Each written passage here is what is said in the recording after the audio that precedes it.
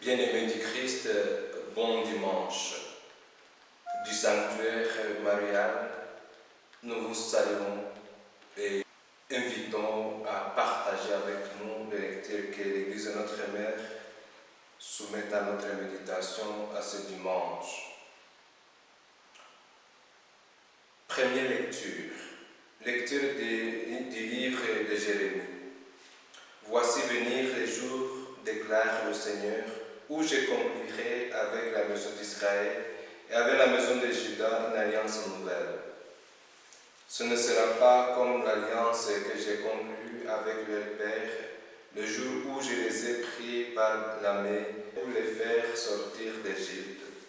Mon alliance, c'est eux qui l'ont rompue, alors que moi, j'avais des droits sur eux. Mais voici quelle sera l'alliance que je conclurai avec la maison d'Israël, car ces jours-là seront passés, déclare le Seigneur. Je mettrai ma loi au plus profond d'eux-mêmes, je l'inscrirai dans leur cœur. Je serai leur Dieu, ils seront mon peuple. Ils n'auront plus besoin d'instruire chacun son compagnon, ni chacun son frère, en disant « Apprends à connaître le Seigneur ». Car tous me connaîtront, des plus petits jusqu'aux plus grands, déclare le Seigneur. Je pardonnerai leurs fautes, je ne me rappellerai plus leurs péchés. Parole du Seigneur.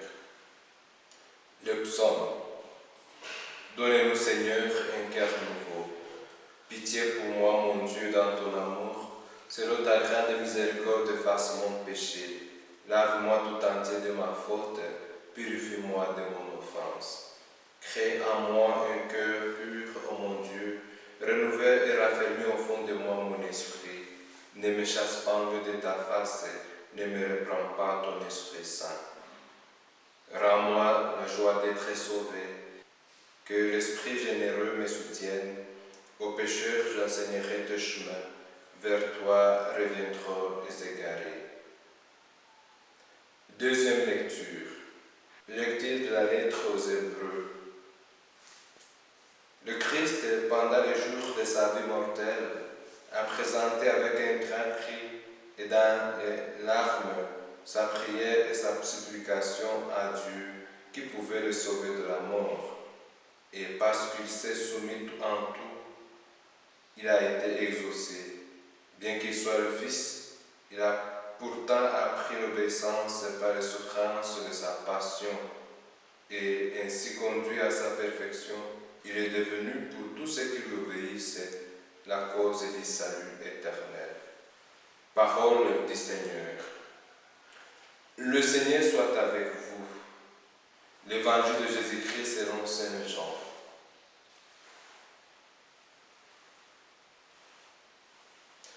Parmi les Grecs qui étaient montés à Jérusalem pour adorer Dieu durant la Pâque, quelques-uns abordèrent Philippe, qui était de Bethsaïde en Galilée. Ils lui firent cette demande: nous voudrions voir Jésus. Philippe va le dire à André, et tous deux vont le dire à Jésus. Alors Jésus leur déclare: l'heure est venue pour le Fils de l'homme d'être glorifié. Amen, amen, je vous le dis. Si le grain de blé tombé en terre ne meurt pas, il reste seul, mais s'il meurt, il donne beaucoup de fruits. Celui qui aime sa vie la perd, celui qui s'en détache en ce monde la garde pour la vie éternelle.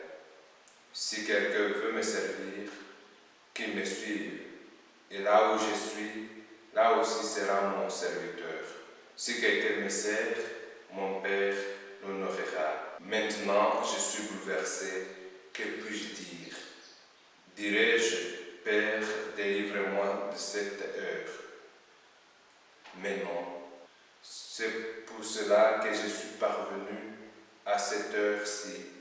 Père, glorifie ton nom. Alors d'ici vint une voix qui disait: je l'ai glorifié et je le glorifierai encore. En l'entendant, la foule qui se tenait là disait que c'était un coup de tonnerre. D'autres disaient, c'est un ange qui lui a parlé. Mais Jésus leur répondit, ce n'est pas pour moi que cette voix s'est fait entendre, c'est pour vous. Voici maintenant que ce monde est jugé. Voici maintenant que le prince de ce monde va être jeté dehors. Et moi, quand j'aurai été élevé de terre, j'attirerai à moi tous les hommes. Il signifiait par là de quel genre de mort il allait mourir. Acclamons la parole de Dieu.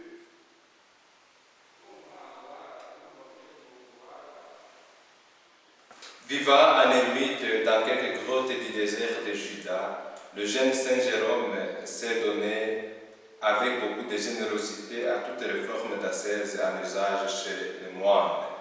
Mais aucune réponse du ciel ne semblait venir, et Jérôme en devenait désespéré. Les vieilles tentations montaient comme la marée du découragement. Jérôme ne savait plus que faire lorsqu'il avisa un crucifix fixé entre les branches desséchées d'un arbre. Il se jette sur le sol et se met à supplier Dieu. Jésus rompt le silence et s'adresse à Jérôme du haut de la croix. Jérôme, qu'as-tu à me donner?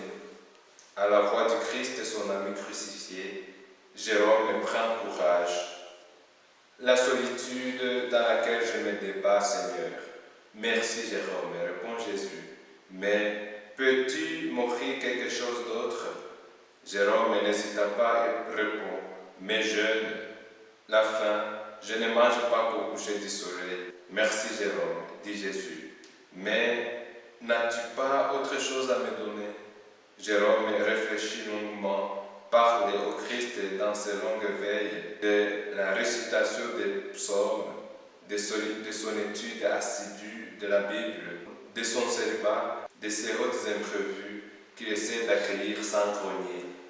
À chaque fois, Jésus le remercie, car il sait bien que Jérôme veut faire de son mieux. Mais à chaque fois aussi, Jésus le presse davantage. Un doux sourire aux lèvres, Jérôme, as-tu quelque chose de plus à me donner? À la fin, Jérôme, ayant épuisé toutes ses bonnes œuvres, ne peut plus que balbutier. Seigneur, j'ai tout donné. Il ne reste plus rien.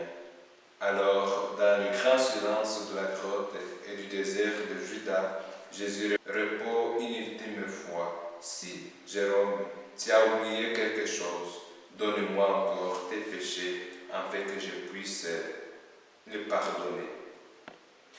C'est souvent dans les moments difficiles et au sein de notre découragement que Dieu vient à notre rencontre. Il se fait connaître à nous et veut vivre avec nous une relation d'intimité et d'amour qui nous soutient. Mais l'obstacle à cette rencontre, c'est le péché qui nous aveugle au point de ne plus le reconnaître. Dieu qui se fait connaître par sa loi, qu'il inscrit au fond de notre cœur, par son Fils qui nous révèle son amour et sa présence, veut habiter le cœur de chair et non de pierre.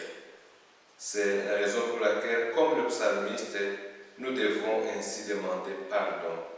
Lave-moi tout entier de ma faute, purifie-moi de mon péché, crée à moi un cœur pur, mon Dieu, renouvelle et raffermis au fond de moi mon esprit. Connaître que nous pouvons tout donner comme Jérôme, mais aussi avoir le courage d'offrir à Jésus nos péchés pour qu'il les pardonne, parce qu'il n'est qu'amour et pardon. Les lectures que l'Église Notre Mère soumet à notre méditation à ce 5e dimanche du temps de Carême année B reviennent sur la connaissance de Dieu qui traverse toute l'histoire de l'humanité. Chercher Dieu et le connaître ont marqué les hommes de tous les temps. Dans la première lecture, la connaissance de Dieu consiste à découvrir qu'il est amour et qu'il nous propose une relation d'intimité profonde basée sur une nouvelle alliance. Dans la deuxième lecture, la connaissance de Dieu et la révélation d'un Dieu sauveur en Jésus-Christ, qui est un gage de l'alliance nouvelle que Dieu a conclue pour toujours avec l'humanité. Et l'Évangile montre que cette connaissance de Dieu réside dans la contemplation de sa gloire, manifestée dans la mort et la résurrection de son Fils Jésus-Christ, présence de Dieu parmi les hommes, Emmanuel, Dieu avec nous. Dans la première lecture, Dieu se résout et prend l'initiative de conclure une alliance nouvelle, car l'ancienne avait été à maintes reprises rompue à cause des infidélités répétées de son peuple. Elle ne consiste pas à une rupture ni à une modification des clauses de l'ancienne alliance. Désormais, la nouvelle alliance inscrit la loi de Dieu au fond du cœur de chaque fidèle et on n'aura plus besoin d'un tiers pour connaître le Seigneur. Lors de l'institution de l'Eucharistie, mémorial de la mort et de la résurrection du Christ, Jésus évoque cette nouvelle alliance désormais conclue par le mystère pascal. La deuxième lecture nous invite à la connaissance d'un Dieu sauveur. Connaître Dieu revient à être sauvé. Le salut consiste à connaître Dieu tel qu'il est, le Dieu dont l'amour et le pardon nous font vivre. La vie éternelle, c'est qu'ils te connaissent, toi, le seul vrai Dieu, et celui que tu as envoyé, Jésus-Christ. En Jésus-Christ, l'alliance nouvelle se réalise définitivement. Il est celui que Dieu, le Père, exauce, car toute sa vie durant a fait passer la volonté de son Père avant sa propre volonté, la soumission, abandon, obéissance et humilité. L'apprentissage de la souffrance que souligne cette lecture nous rappelle que Jésus n'est pas venu pour dire comment souffrir, mais pour souffrir avec nous jusqu'à la mort de la croix, qui deviendra la source intarissable de la vie pour toute l'humanité.